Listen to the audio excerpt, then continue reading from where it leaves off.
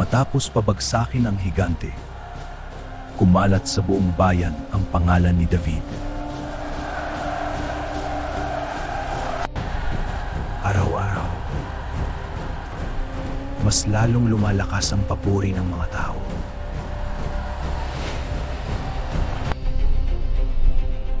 Ngunit sa likod ng katahimikan,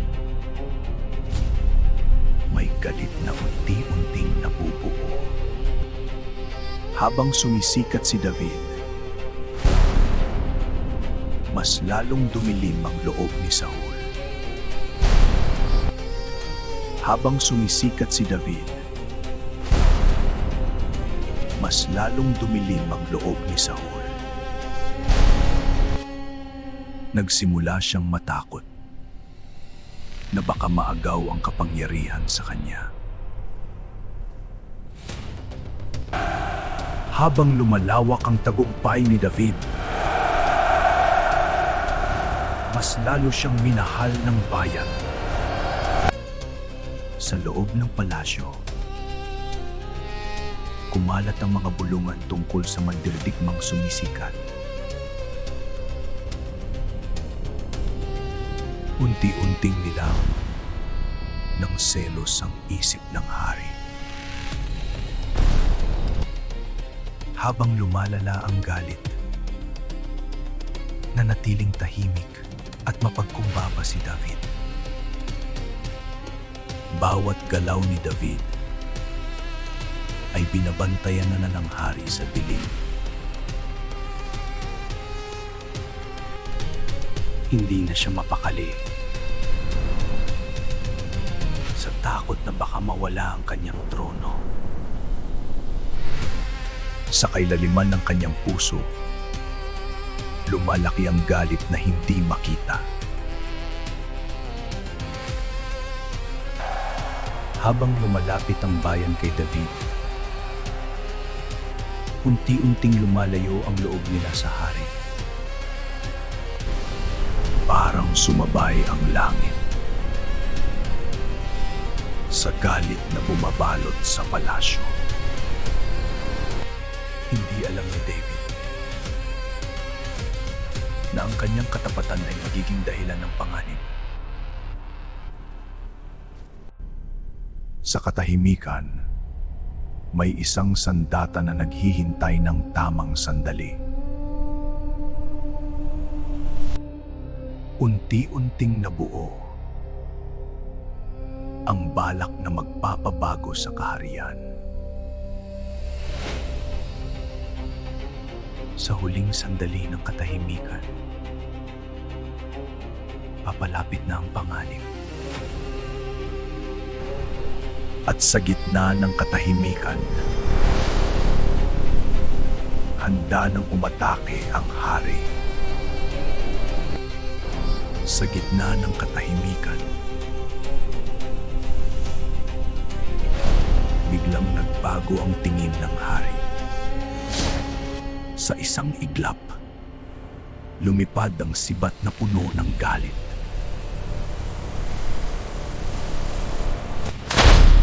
Muntik nang matapos ang buhay ng mandirigmang minahal ng bayan. Matapos ang pag-atake, binalot ng takot ang buong palasyo. Unti-unting nilalamon ng galit at selos ang isip ng hari. Sa gabing iyon, naunawaan ni David na nagbago na ang lahat. Habang nagwawala ang bagyo sa labas, mas matindi naman ang unos sa loob. Sa madilim na pasilyo, nagsimulang maramdaman ni David ang panganib.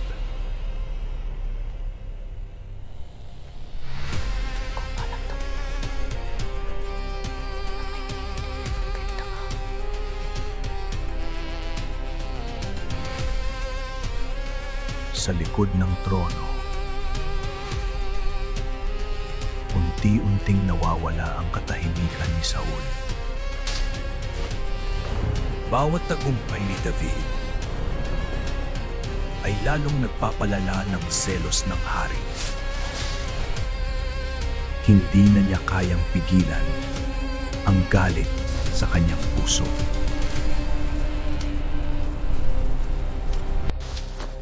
Maging ang mga bantay ay natakot sa nagbabagong ugali ng hari. Sa bawat gabi, mas lalong nilalamon si Saul ng pagdududa.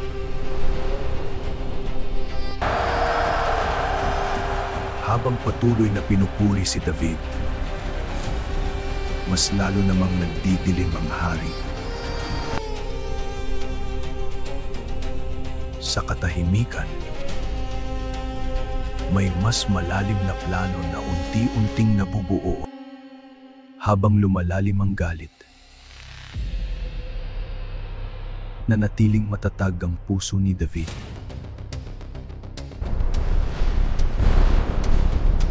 Parang sumasalamin ang langit sa paparating na kaguluhan. Sa dilim ng gabi, may mga kawal na naghahanda para sa utos. Sa likod ng katahimikan, papalapit na ang tunay na panganib. Sa ilalim ng dilim, nagsimula ang pagtakas ng mandirigmang dating bayan. Sa bawat sulok, may mga matang naghahanap kay David. At sa wakas, nakalabas siya sa palasyong dating tahanan. Sa isang huling tingin, naiwan sa likod ang buhay na kanyang nakilala. Mag-isa siyang naglakad sa gitna ng malamig na gabi. Habang tumatakas si David, papalapit naman ang mga kawal ng hari. Sa bawat sandali, isang pagkakamali lamang ang maaaring magpahamak sa kanya.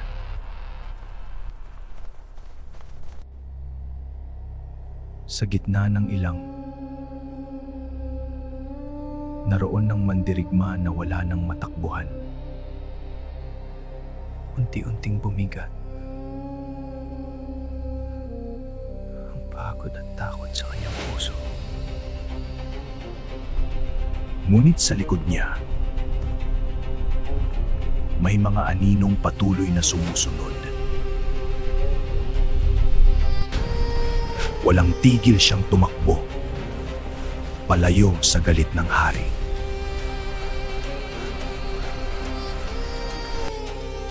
Sa wakas, nakakita siya ng lugar na mapagtataguan.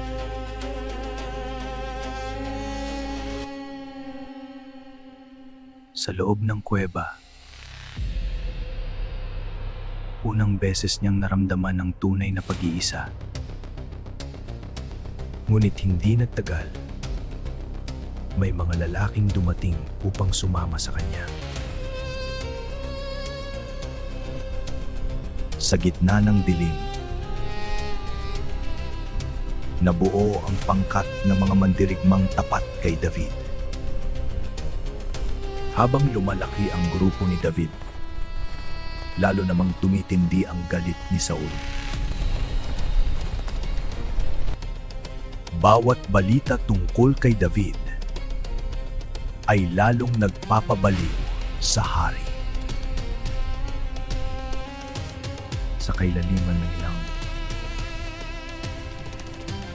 naghanda ang mga mandirigma para mabuhay. Sa malayo,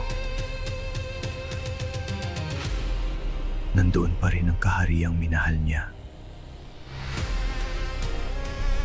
Habang lumalalim ang gabi, Papalapit naman ang hukbo ng hari. Habang nagtatago si David, papalapit naman ang hukbo ng hari. Sa kailaliman ng kuweba, naghintay ang mga mandirigma sa dilim. Bawat kuweba, bawat anino ay sinuyod ng mga kawal.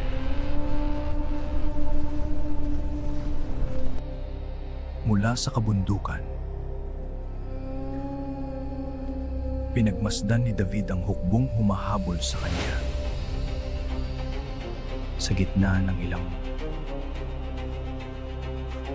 unti-unting bumigat ang pagod ng mga mandirigma. Sa katahimikan ng gabi, naramdaman ni David ang lungkot ng pagiging takas. Habang lumilipas ang gabi, mas lalong lumalim ang galit ng hari. Sa kabila ng panganib, nanatiling tapat ang mga mandirigma kay David. Sa malayo, papalapit ang apoy ng hukbong naghahanap sa kanila. Kung kinakailangan, handa si David na ipaglaban ang kanyang buhay. Sa isang kakaibang gabi, pumasok si Saul sa kuweba ni David. Sa gitna ng dilim, tumigil ang lahat habang papalapit ang hari. Unti-unting lumapit ang mandirigmang matagal nang hinahabol. Sa isang sandali, nasa kanyang kamay ang kapalaran ng hari.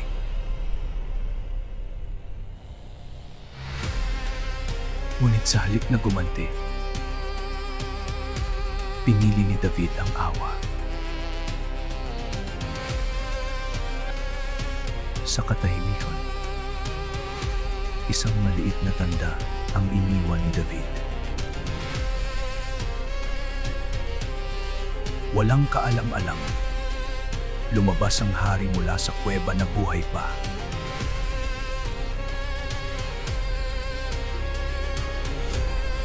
At doon nalaman ni Saul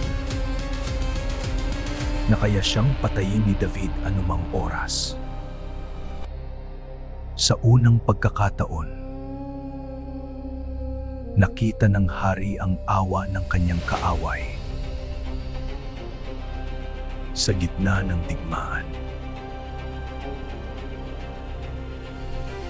isang mandirigma ang piniling magpatawad.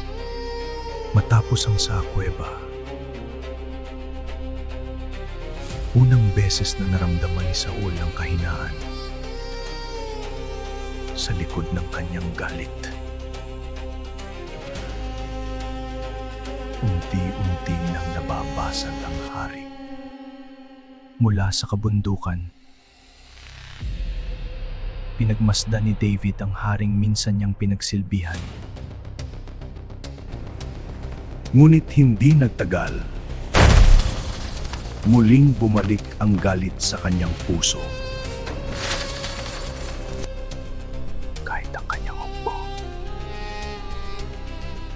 ay nagsimulang matakot sa nagbabagong hari. Habang lumalalim ang kaguluhan, nanatiling tahimik si David. Parang nilamon ng kadiliman ang buong kaharian. Hindi na muling nakahanap ng kapayapaan ang puso ng hari. Habang lumalalim ang kanyang takot, mas lalo niyang hinanda ang digmaan. Sa unang pagkakataon, Nakita niya ang pagbagsak ng sariling kaharian. Ang palasyong dating puno ng kapangyarihan ay naging tahanan ng lungkot. Unti-unting bumigat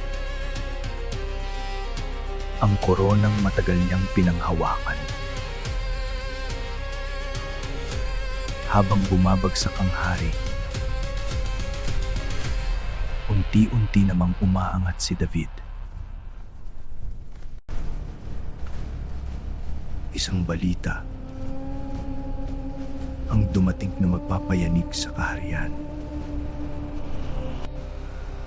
Unti-unting nabalot ng kaguluhan ang hukbo ng hari.